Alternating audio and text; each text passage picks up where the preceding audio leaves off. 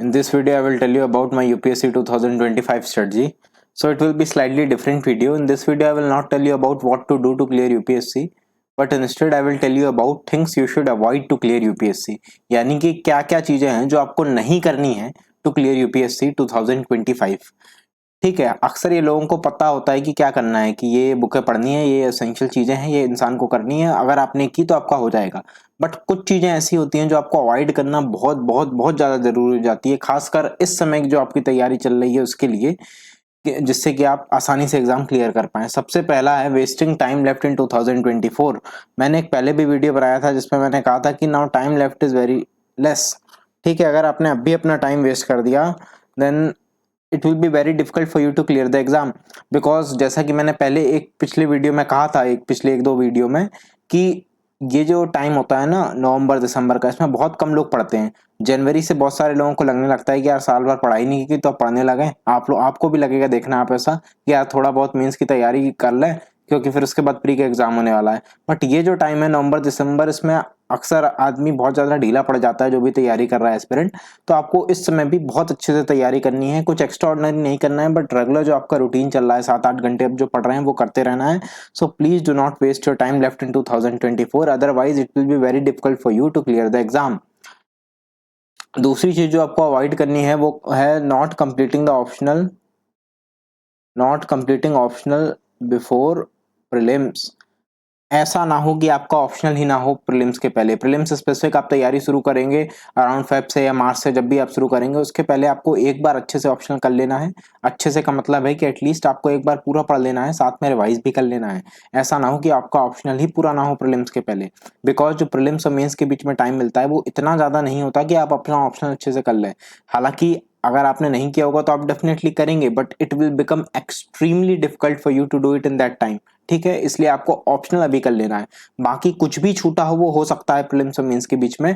Optional काफी बड़ा रहता है, खासकर कुछ ऑप्शनल है, जैसे मेरा मेडिकल साइंस था, कुछ लोगों का मैथ्स होता है और दूसरे ऑप्शन होते हैं, वो आपको पहले अच्छे से कर लेने हैं। अच्छे से इन द सेंस आपको करके रिवाइज भी कर लेना है, अच्छा आपका तैयार होना चाहिए ऑप्शनल प्री के पहले ही, ये बहुत इंपॉर्टेंट है।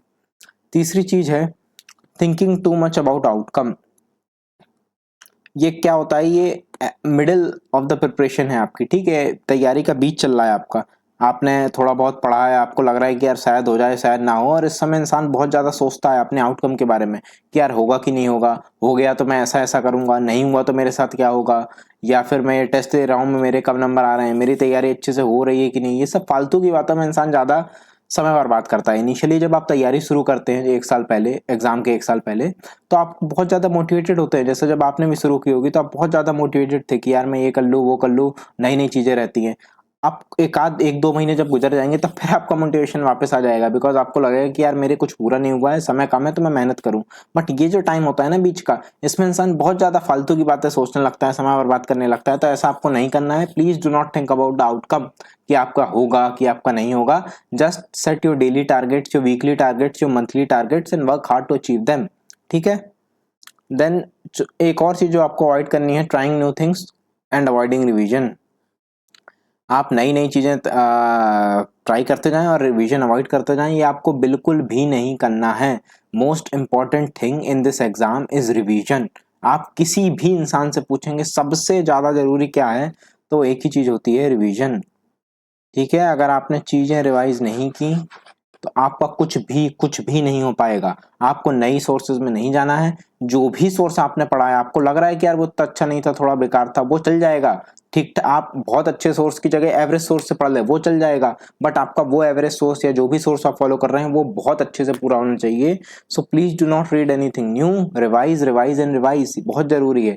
डेली या वीकली आप रिविजन के लिए अलग से समय निकालें, काफी समय निकालें। अगर आप डेली 8 घंटे पढ़ रहे हैं तो उसमें कम से कम 2 घंटे का टाइम सिर्फ रिवीजन का होना चाहिए, तभी आपकी चीजें अच्छे से हो पाएंगी। Then getting distracted by unnecessary thing, getting distracted on unnecessary things. ठीक है, या आप बाय कर लो इसे, है ना, बाय अननेसेसरी थिंग्स। एस बहुत सारे लोग अननेसेसरी थिंग्स है ना, जो थिंग्स जरूरी नहीं है उससे डिस्ट्रैक्ट हो जाते हैं। जैसे कि सपोज आप एक हफ्ते तक पढ़ने लगे, फिर आपका एक दो दिन मन नहीं लग रहा पढ़ाई में, फिर अगला हफ्ता आप इसीलिए नहीं पढ़ पाते हैं कि यार मैंने एक दो दिन बर्बाद कर दिए, है ना। हर इंसान के साथ ऐसा होता है कि यार आप काफ़ी लंबे समय से पढ़ रहे हैं तो एक दो दिन आपको अच्छे से फिर मन नहीं लगेगा, आप थक जाएंगे, आपका दिमाग थक जाएगा, तो आपको आराम की ज़रूरत होगी। या फिर सपोज आपके घर में कुछ हो गया है ना, कोई बीमार हो गया है, किसी कोई भी दिक्कत आ गई तो उसमें आपके 4-5 दिन चले गए, या फिर आप खुद बीमार हो गए तो आपके 4-5 दिन चले गए। वो 4-5 दिन जाना कोई बड़ी बात नहीं है, हर किसी के साथ होता है।